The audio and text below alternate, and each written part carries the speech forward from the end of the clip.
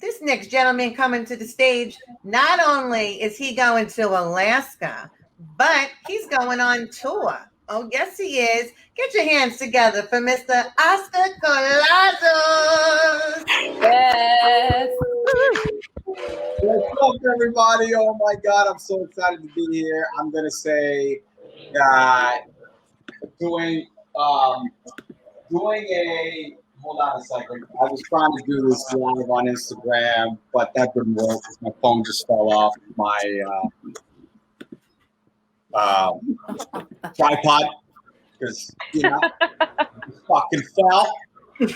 But anyways, I'm excited to be here. I have so many things to say, but I'd like to start off by letting everyone know that I no longer smoke weed. No, done. No more. But I do eat the shit out of it. I haven't stopped doing that. No more of this, but definitely a lot of that. You see that? And I'm gonna fucking bite into this thing right now. Watch this. There you go. I'm not smoking it, but I'm gonna eat it, and I'm gonna tell you why. When you smoke weed, you control it. But when you eat weed, it controls you. In about an hour, I'm going to see the first unicorn, and I'm going to go right the fuck to sleep. That's what I eat for. I would like to say that, Luz, this is you put me on your first group show during the literally 3 weeks into the pandemic. You invited me on your show, and a week and a year later, we're still doing this Zoom shit. Here's the best thing about Zoom shows. When you do a show on the road, you have to drive, and comics know this. You drive, and then you question your life for as long as your drive is. So you do a show, and you're 2 hours away. For 2 hours, you're like, what the fuck am I doing with my life? But when you do a Zoom show, you can literally just go to. You can literally just go. Yes, you're done with your fucking show. Anyways, a lot of weed talk. I was 32 years old when I first started messing with weed, and it was because I was dating a white woman. Took me into having a weed brownie. I think someone mentioned it before, similar story. She's like, here, I think you need to try this. And then I took a bite out of it, and like a novice, I was like, it's very grassy. and I was like, I have a little bit more, and she's like, no, you don't need any more. And then she put it in the refrigerator, and then went and took a shower. And I was like, yo, this fucking woman is trying to control my eating. I'm gonna show her. Watch who the fucking man of the house is. And then I went to the refrigerator and I ate the whole thing. Oh shit! She comes out of the shower and she's like, "Where's the brownie?" And I was like, "I ate it because you told me I couldn't eat it." She's like, "You fucking idiot! That's a weed brownie." And then I proceeded to stare at a blank wall for 32 hours, nonstop. And that's when I was like, "Wow, I love this shit." But have you ever noticed like I said, when you smoke, you feel it coming on. When you eat a weed brownie, like during the pandemic, I would eat a weed brownie, sit down, and watch Ozark. But it's not until you move that you actually feel it. So I'd be sitting there just watching Ozark, and then episode whatever would end, and I was like, "Oh, I gotta go to the bathroom," and then we would get up and be like, "Oh shit!" And in that, you would see a bus, just like an M3 coming at you. It's a New York City reference.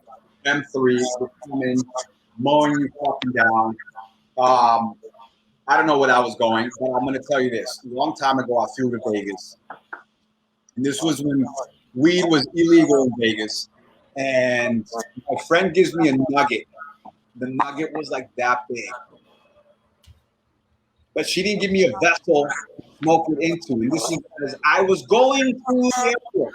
I was like, I just want to so I could, fall asleep on the flight. She's like, here's a nugget, but I got nothing to smoke it for you to smoke it with. And like a fucking idiot in front of the airport, I just sat there with this nugget, and I was like, oh my God, what do I do with this nugget? And I literally just went, and I ate the nugget, and I was chewing it like a cow on National Geographic, and then I swallowed it. It exfoliated my throat, and I had the best flight until 1 hour before we landed, and I hit the fucking panic button. I threw up in the small brown bag at 5 a.m. East Coast time in the middle of a fucking holding pattern, and I had just been fired from my job. And the story has no point. And I can't even believe that I'm talking about it in front of the computer. I'm sure how many other people are watching this. Anyways, Things kicking in a little faster than you thought. It's a weird time. It's a weird time. Very politically charged time. Everybody always wants to know your affiliation. Are you a Democrat? Are you a Republican? And I always have the same answer. I always tell everyone, I'm like, look, I'm not a Democrat. I'm not a Republican. I'm actually an illegal. So I have to stay quiet in this country. That's the only joke I have for this set. Everything else is about my weed experiences, which I'll tell you this. This little weed brownie, I sell these. I don't make them. My buddy's a chef. He makes them. And then I take them to my job and I sell them to illegal, undocumented immigrants that work in the kitchen, that means I am a Republican's worst nightmare. But they fucking hate. But the best part is that I took it downstairs to the prep kitchen and I was literally cutting them up. And my boss comes in and goes, what are you doing? And I'm like, I'm cutting up weed brownies because I'm going to sell them. And he was like, wait, you're selling weed brownies at the job. Why? And I'm like, oh, because I have to make money for my Super Bowl box. Super Bowl box. And he's like, wait, hold on a second. You're bringing in drugs into the job and you're selling it to my staff so you can fucking pay for your gambling addiction? And I was like, yes, that's exactly what I'm doing. And then he goes, I respect that. And then he took off. I love my job. And guess what? I won $6,000 on that Super Bowl box. Wow.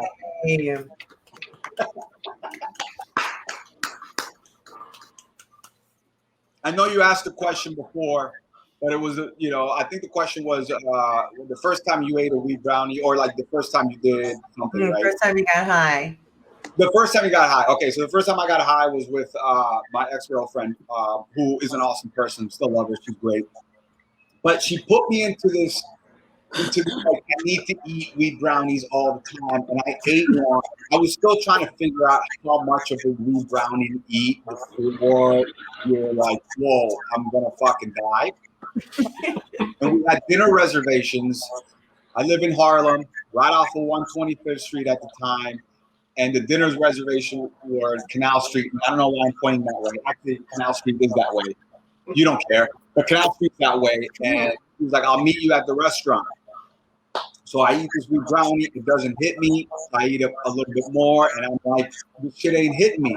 And before, I put on some clothes. I turn around and fucking wham. The mega bus hit me, and I was like, shit. It took me what I felt like 2 hours to get downstairs. It took me what I felt like 2 hours to hop on the right bus, on the right train. But here's the thing. When I was on the train at 125th, I took the express. And as we're traveling, I was like, dude, you've been on this train for 3 hours.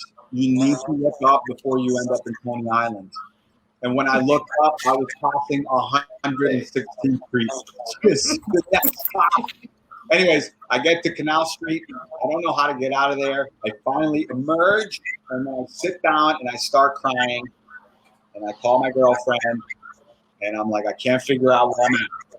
And she's like, dude, look across the street. The restaurant is right across the street. So she's sitting there across the street, like, look, I'm here. Just walk over. And I'm crying, and I'm like, I can't get there. I'm gonna take a cab, and I fucking flagged down a cab to take me across the street. I paid him $50 to take me across the street, and that's why I don't fuck with weed that much. There you go. Thank you so much. This is amazing. I love you. Happy pandemic. Give it up for Mr. Oscar Collazos.